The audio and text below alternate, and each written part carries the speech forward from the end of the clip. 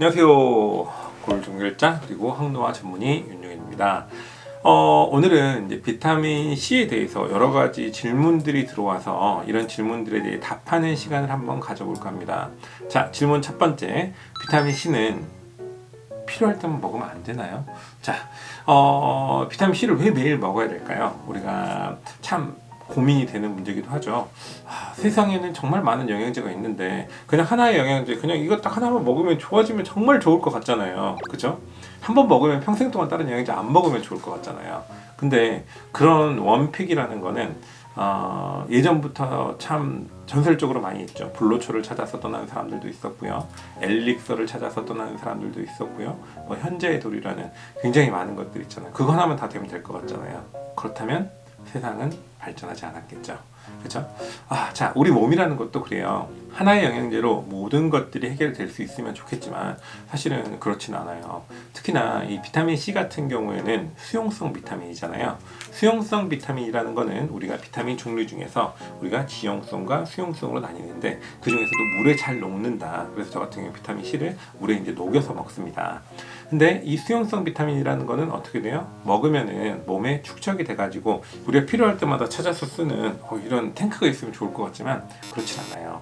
많이 먹으면은 우리가 어느 정도 소변으로 배설이 되기도 하고요. 그 다음에 약간 설사로 나오기도 합니다. 이런 것처럼 많이 먹는다고 우리가 무조건 다 흡수가 되는 것들이 아니기 때문에 매일 먹어야 된다가 1번이고요. 두 번째는 수용성 비타민이다 보니까 우리가 배설되는 것도 있지만 약물이라는 거는 필연적으로 반감기라는 게 있어요. 우리가 왜 수액으로 맞고 왜 먹는 걸로 먹죠? 영양제라는 거에서는 우리가 수액으로 맞을 때도 있고 먹는 것도 있잖아요. 그럼 어느 게 더 우월해요? 그 답은 그때 달라요예요. 이유는 내가 몸이 너무 안 좋아, 막 열이 나고 뭘 하고 안 좋아, 그럴 때는 수액을 주죠. 특히나 응급실에 가면 어떻게 돼요? 모두 다 수액을 맞고 있잖아요. 그 이유는 조금 더 빨리 약물을 주입을 할 수 있고 그 농도 자체를 혈액에서 좀 빨리 높일 수가 있기 때문에 그래요. 그러면 비타민 C를 우리가 수액으로 맞는 경우에는 정말 내 몸이 중대하게 좋지 않을 때, 예를 들면 우리가 암 치료에도 보조적인 요법으로 사용을 할 수도 있고요. 그 다음에 감기가 너무 심하게 걸렸을 때도 그럴 수가 있고요. 그리고 나머지 다른 여러 가지 질환들에서도 사용할 수 있는 것들은 많은 보고가 있습니다. 그런데 이런 걸 다시 차치하고 넘어와서 왜 매일 먹어야 되나요? 매일 먹지 않으면 약물이라는 거는 처음에 먹었을 때 반감기가 있는데 처음에 피크를 치다가 그 다음에 내려가요. 그러면 우리가 특히나 아침, 점심, 저녁에 이렇게 먹어주는 게 제일 좋다라고 이야기를 하거든요. 혹은 중간중간에 나눠서 분복하는 게 좋다 그래요. 이유는 흡수율과 그 다음에 반감기 때문이죠. 자, 약물이 이렇게 올라갔어요. 근데 어느 정도 일정 시간이 지나면 떨어져요. 지용성 비타민 같은 경우에는 지방에 축적이 되기 때문에 우리가 그런 부분들이 없지만 수용성 비타민 같은 경우에는 필연적으로 올라갔다 떨어지거든요. 그러면 롤러코스터처럼 올라갔다 떨어지고 이렇게 되면 어떻게 돼요? 모양은 예쁠 수가 있지만 어떻게 돼요? 우리 몸은 굉장히 이제 힘든 거죠. 그러면 떨어지기 전에 비타민 C가 들어가고 떨어지기 전에 비타민 C가 들어가고 이런 식으로 플레이토라는 걸 이제 형성을 하게 되면 우리 몸에서 지속적으로 좀 비타민 C의 농도가 일정하게 유지가 되는 거죠. 그러면은 에이아스코르비아라고 하는 우리가 비타민 C가 부족한 이제 그런 상태가 아니라 비타민 C가 충분한 상태로 유지가 되는 거죠.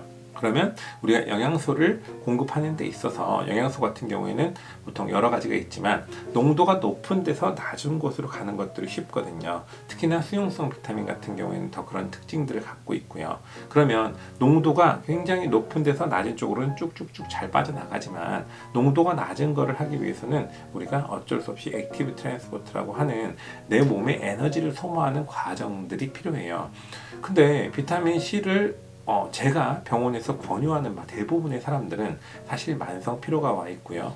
그 다음에 정말 사람들이 그냥 거의 쓰러지기 직전의 상태, 혹은 콜라겐이나 이런 것들이 잘 형성이 안 돼서 자꾸 문제가 되는 이런 사람들이 많단 말이에요. 그러면 그 상태에서 농도가 일정하게 유지가 돼야지 조직이 재생이 잘 되고 그리고 이런 부분이 좀 튼튼하게 만들어지는데 여기서 조직이 재생이 어떨 땐 잘 되고 어떨 땐 안 되고 그럼 어떻게 돼요? 쉽게 말해서 나무의 나이테를 보게 되면은 나이테가 정말 일정하게 되어 있는 것들이 있던가요? 그렇지 않죠. 어떤 때는 우리가 추운 때, 어떨 때는 더울 때 나이테의 크기가 좀 변하는 것처럼 그렇게 돼버리면은 우리가 좀 일정하게 잘 낫는 거나 이런 것들이 잘 안 될 수가 있겠죠. 내 몸에서 일정한 농도를 유지해주게 되면 우리 몸에서 아프기 전에 내 몸이 스스로 회복할 수 있는 능력이 있거든요. 이런 능력이 있는 것들을 최대한 우리가 힐링 포텐셜이라고 하는데 힐링 포텐셜 자체를 극대화시켜 놓을 수가 있다는 거죠. 그러면 근육의 피로도도 떨어지고 특히나 운동하시는 분들 같은 경우에는 비타민 C를 먹게 되면 젖산을 좀 우리가 제거해 주는 효과가 있어요. 그러면 젖산이라는 거에 대해서 물론 문제거리가 있긴 하지만 젖산이 쌓이면 우리가 운동하기 힘들잖아요. 혹은 운동하고 나서 젖산이 많이 쌓이는 사람들 있죠. 근육통이 심해요. 이런 사람들 같은 경우에는 비타민 C를 먹으면 젖산이 쫙쫙쫙 빠지거든요. 그러면 운동을 조금 더 잘할 수 있는데도 도움이 돼요. 그러면 운동을 하기 전에 비타민 C를 먹으면 어떻게 돼요? 젖산이 잘 쌓이지 않기 때문에 우리가 운동의 효용성을 높일 수도 있는 거죠. 그래서 내 체질에 따라서 그 다음에 내 상황에 따라서 비타민 C를 우리가 유용하게 사용할 수가 있는데 아까 말했던 매일 먹는 것처럼 일정 수준을 유지를 해주고 그리고 내가 몸이 안 좋을 때 뭐 장염에 걸렸어요. 그러면 수분 보충도 해야 되지만 안쪽에서 망가진 것들을 보충해줘야 되고 저는 좀 위염이 있어요. 위염 있는 사람들한테 비타민 C를 먹는 게 도움 많이 되거든요.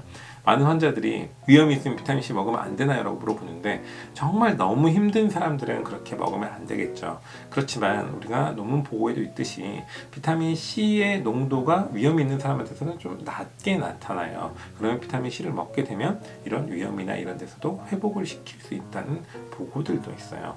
그리고 정형외과에서 가장 많이 사용하는 게 이런 팔꿈치나 목이나 이제 이런 부분들을 재생을 하기 위한 우리가 리제너레이티브 메디슨이라고 하는데 이런 재생의학을 하는 데 있어서 결국은 우리 몸은 뭐예요? 전체도 콜라겐 성분들이나 이런 것들이 덩어리로 이루어져 있잖아요. 그러면 이런 부분들을 재생을 하기 위해서는 결국 콜라겐 형성이 돼야 되는데요. 그럼 왜 먹는 콜라겐은 안 됩니까? 먹는 콜라겐도 중요하죠. 그러면 먹는 콜라겐이 들어가가지고 먹으면 소화 과정을 거쳐서 콜라겐도 그대로 가나요? 그렇지 않죠. 그렇기 때문에 우리가 먹는 콜라겐에 앞서서 먼저 들어가야 되는 것들이 비타민 C예요. 이 농도에 대해서도 여러 가지 이제 많은 사람들의 또 우리가 디베이트는 있어요. 논쟁거리는 항상 있죠. 근데 저 같은 경우에는 이렇게 몸이 안 낫고 이런 사람들한테 메가도즈를 흔히 권장합니다. 이 메가도즈라고 하는 부분에 있어서 이것도 뭐 우리가 사람들마다 뭐 조금씩 다르긴 한데 저는 6에서 10g 정도를 매일 드시라고 말을 합니다. 메가도즈라고 하는 거에 있어서는 우리가 10g 정도를 기준으로 이제 메가도즈라고 하고요. 그 이상이 됐을 때는 우리가 뭐 혈관으로 주는 게 좋다, 뭐 한다 여러 가지 이제 썰이 있어요.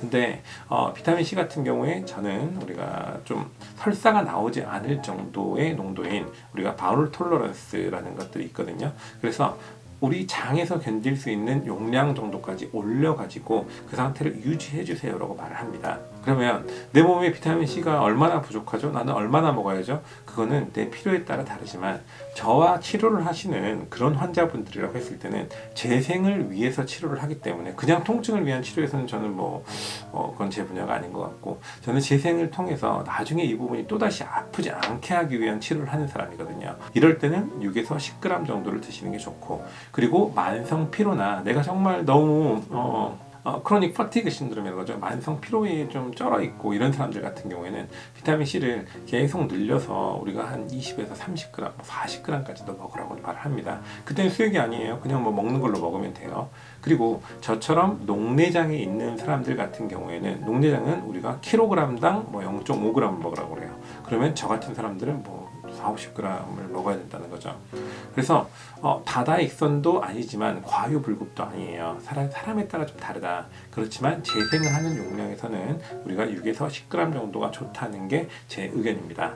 그리고 비타민 C를 먹을 때 많은 분들이 물어보는 여러 가지 질문 중에 하나, 저는 결석이 있는데 선생님 비타민 C를 먹어도 될까요? 라고 물어보세요. 대부분의 결석은 좀 알칼리석이 많아요. 그리고 나머지 여러 가지 결석의 종류가 있지만 그래서 저는 환자들에게 이게 산성석인가요? 알칼리석인가를 물어봐요. 알칼리석일 때는 오히려 비타민 C가 좋아요. 왜? 소변을 산성화시키기 때문이죠. 물론 아스코베이트나 아니면 리포조말이나 이런 것들처럼 산성이 아닌 것들도 있지만 보통 일반적으로 아스코빅 애시드를 쓰기 때문에 애시드가 산이거든요. 그러면 들어가서 소변을 산성화시켜가지고 오히려 결석이 안 생기게 해줍니다.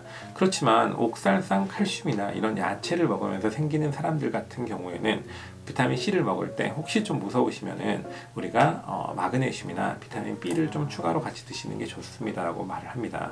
그래서 비타민 C를 먹었을 때 결석을 일으킨다는 것은 유압제 진실이 아니다라는 게 조금 더 결론이 되겠죠. 나머지 우리가 일어날 수 있는 걸로는 G6PD 라는 유전자의 문제가 있을 수가 있는데요. G6PD 디피션시가 되면 이 부분이 비타민 C를 소화를 못 시키고 이걸로 인해서 약간 용혈이 생기는 사람들이 있어요. 이런 사람들 같은 경우에는 흔치는 않지만 가끔 있는데 이건 유전자 검사를 해보거나 뭐 하거나 이제 이런 것들이 필요하죠. 실제로 제가 만나본 적은 거의 없고 우리나라에서는 유전적으로 극히 드물다고 합니다. 그리고 설사하실 때 절대 당황하지 마시고요. 그럼 용량을 좀 줄이세요. 혹은 농도를 옅게 해서 물에다가 여러 개를 좀 타가지고 좀 옅게 드시게 되면은 이게 설사를 좀 더 줄일 수가 있습니다. 이상 여기까지 비타민 C에 대해서 우리가 흔히 하는 질문에 대해서 한번 우리가 정리를 해봤습니다. 만약에 정보가 도움이 되셨다면 구독, 알림 설정, 좋아요 꼭 눌러주시고요. 자, 지금까지 골정결자 그리고 미국 항노화 전문의 윤영현이었습니다. 감사합니다.